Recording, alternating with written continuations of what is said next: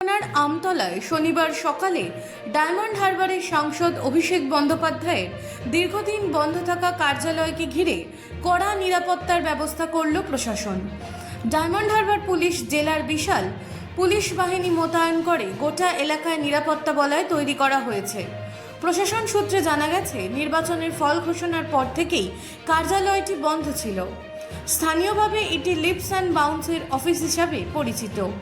প্রশাসনের দাবি, সংস্থাটির মালিকানা অভিষেক বন্দ্যোপাধ্যায়ের বাবা মায়ের নামে ছিল। জেলা প্রশাসনের পক্ষ থেকে ভবনটিকে অবৈধ নির্মাণ হিসাবে চিহ্নিত করে নোটিশ জারি করা হলেও নির্ধারিত সময়ের মধ্যে জেলা পরিষদে কেউ হাজিরা দেননি বলে প্রশাসনিক সূত্রের দাবি। এরপর সরকারি নিয়ম মেনে উচ্ছেদ প্রক্রিয়া শুরু করার উদ্যোগ নেওয়া হয়েছে। ঘটনাকে কেন্দ্র করে এলাকার সাধারণ মানুষের মধ্যে ব্যাপক কৌতূহল দেখা যায়। যে কোনো সময় অপ্রীতিকর পরিস্থিতি এড়াতে পর্যাপ্ত পুলিশ মোতায়েন রেখে গোটা এলাকায় কড়া নজরদারি চালানো হচ্ছে। প্রশাসনের পরবর্তী পদক্ষেপের দিকে নজর এলাকাবাসীর। Bureau report, রাতদিন news network. দাদা, আজকে এমপি অফিস ভাঙা হচ্ছে, এই নিয়ে আপনার বক্তব্য কি আছে? এটা এমপি অফিস মানে অবৈধ এমপি অফিস, অবৈধ এমপির অবৈধ এমপি অফিস। অভিষেক ব্যানার্জি একটা অবৈধ এমপি, ছাপ্পা ভোটে জেতা এমপি, যে মানুষের গণতান্ত্রিক অধিকারকে প্রয়োগ করতে দেয়নি।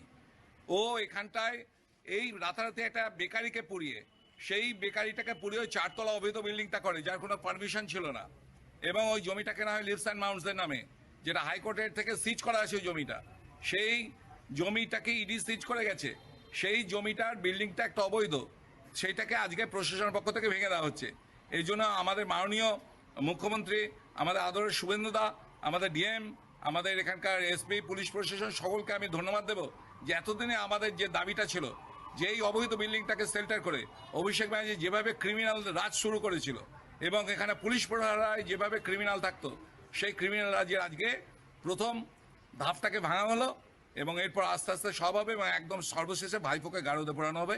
এটাই ডায়মন্ডবাসীর ইচ্ছা এবং আশা করব বিচার ব্যবস্থা এবং প্রশাসন আমাদের বিশ্বাস আছে এবং আমাদের সেই স্বপ্ন সফল হবে। বিশ্বকাপে বিতর্কের পর বিতর্ক,